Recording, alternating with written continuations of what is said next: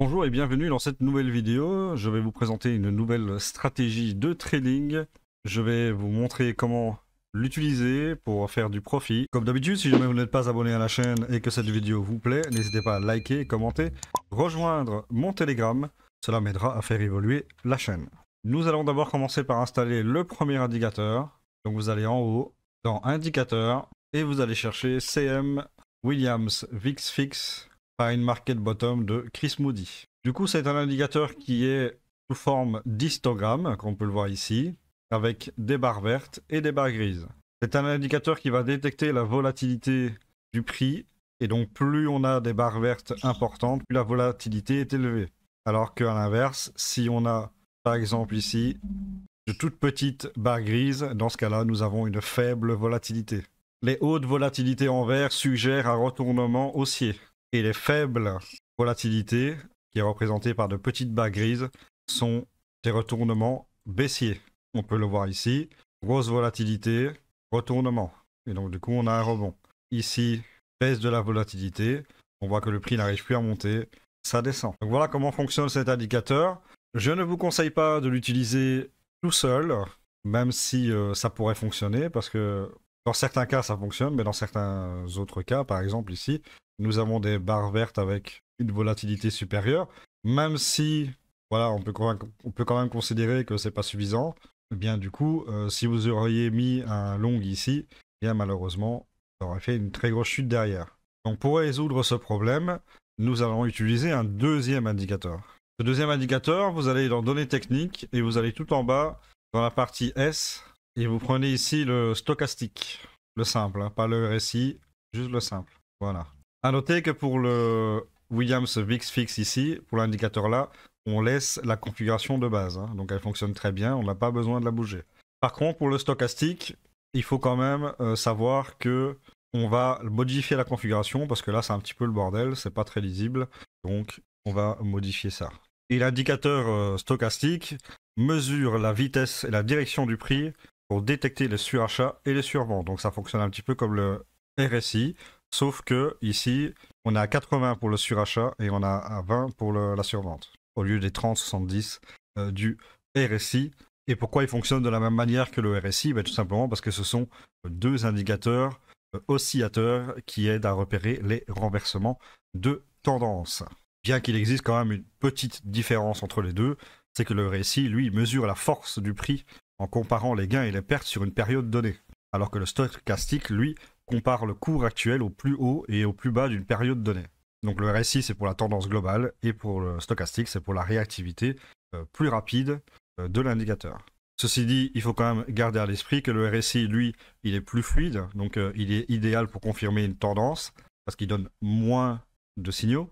Par contre, le stochastique, lui, est plus sensible et donne plus de signaux, parfois de trop, avec du bruit de marché. Mais pour notre stratégie de trading, ces deux indicateurs-là seront très intéressants parce qu'il va falloir beaucoup de signaux justement pour multiplier les trades gagnants. Donc pour la configuration du stochastique, il vous suffira simplement de venir sur le Telegram communautaire, c'est tout à fait gratuit, hein, il y a juste un clic à faire pour rejoindre le Telegram communautaire et vous pourrez obtenir la configuration du stochastique en épinglé sur le Telegram qui se trouve ici. Donc je vous laisse nous rejoindre pour pouvoir profiter de cette information et de beaucoup d'autres justement en rejoignant le Telegram. Voilà, la configuration personnalisée du stochastique est faite et on voit que du coup c'est beaucoup plus clair et lisible et ça c'est plutôt pas mal. Du coup, vu que nous avons nos deux indicateurs, nous allons commencer à pouvoir trader et nous allons pouvoir commencer à placer des longues. Donc nous allons essayer de trouver un trade et je vais vous expliquer comment utiliser cette stratégie.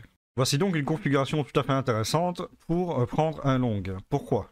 Alors, tout simplement, parce que la première chose que nous devons avoir, c'est une forte volatilité avec des barres vertes, comme on peut le voir ici. D'accord? Donc ça signifie qu'il y a un possible retournement, donc un retournement à la hausse, qui se fait. Là, je me suis arrêté à la clôture de cette bougie. Hein. Donc, cette bougie ici, là, je me suis arrêté à la clôture là. Et donc, on attend une clôture de bougie positive. Donc là, elle est positive, hein, donc pas en continuation négative. Et la condition suivante, c'est que nous avons la ligne bleue qui se trouve en survente. Donc là, on a une configuration tout à fait intéressante. Toutes les conditions sont réunies pour pouvoir prendre un long. Je vais cependant vous expliquer pourquoi je ne l'ai pas pris ici. Parce que j'aurais pu prendre ce long ici, parce que les conditions sont correctes. On voit que nous avons une bougie positive, nous avons une barre verte et nous avons la ligne bleue en survente. Le seul problème, c'est que moi, je n'aime pas prendre de position quand nous avons de grosses bougies comme ça, parce que justement, ça fait déjà une petite partie de la hausse possible. Et là, du coup, qu'est-ce qu'on a derrière? Du coup, on a le prix qui ne monte pas et qui chute. Moi, ce genre de bougie-là, quand elle est trop grosse comme ça, je ne la prends pas. Par contre, une bougie comme celle-ci me convient tout à fait. Donc, nous allons prendre cette position. Donc, on va prendre ce long. Le stop loss se place un peu en dessous de la mèche ici. Et on va le mettre à 1,50. Et on va regarder qu'est-ce que ça donne.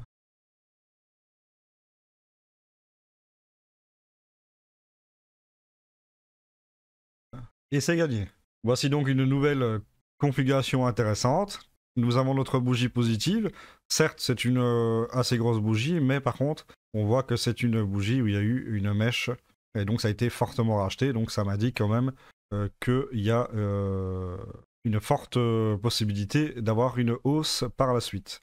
Et nous avons ici le stock qui est en survente.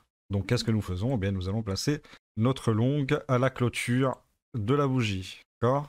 Et donc on place notre ratio à 1,50. Et regardons s'il est profitable.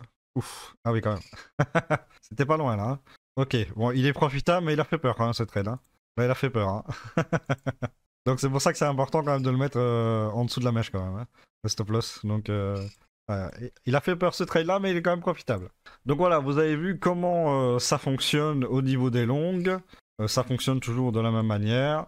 Il nous faut donc une barre verte qui indique une forte volatilité, donc forte possibilité de retournement à la hausse, avec le stock qui est en survente. Maintenant, nous allons voir pour shorter.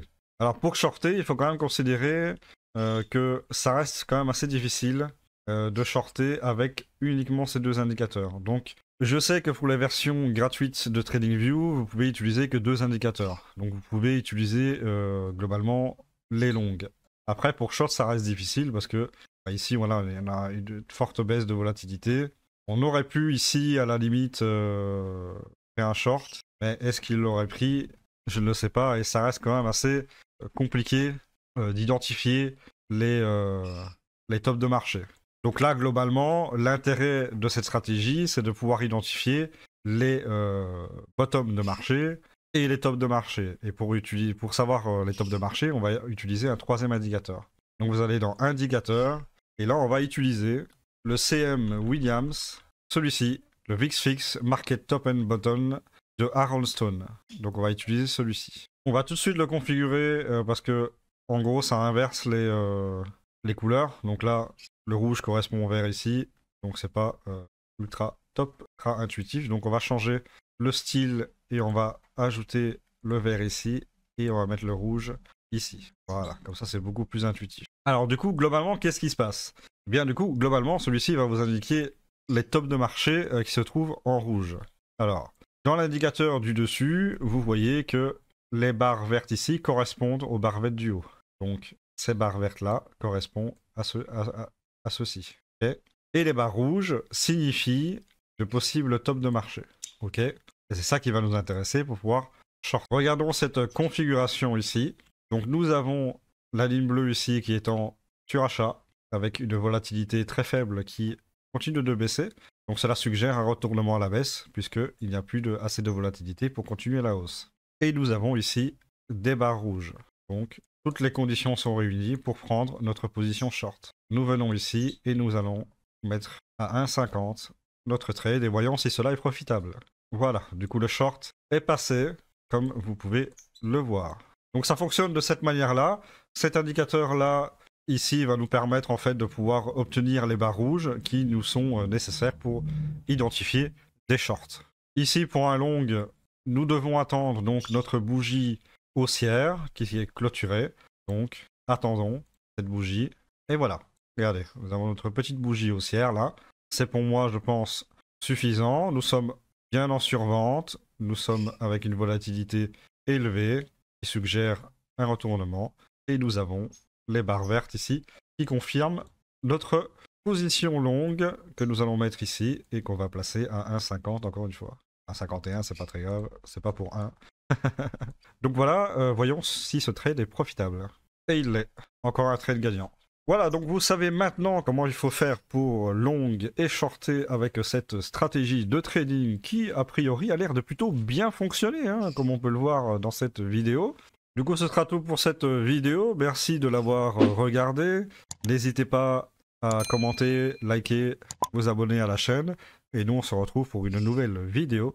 Je vous dis à la prochaine. Ciao à tous.